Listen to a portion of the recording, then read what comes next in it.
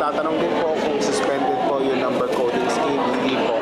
Tuloy po ang number coding scheme dahil kung isususpend po namin yan, mas dadami po ang mga sasakyan sa lansangan na lalo magpapasikip ng traffic.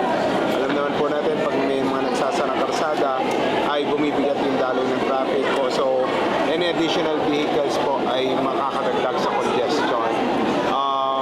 Aside from the 1,300 po na personnel natin na magmamanage ng traffic, meron din po tayong mga sweepers or cleaners na pagkatapos po ng rally ay maglilinis ng ating mga lansangan para ma-ensure na mas mabilis po yung daloy ng traffic at walang iiwasan ng mga basura.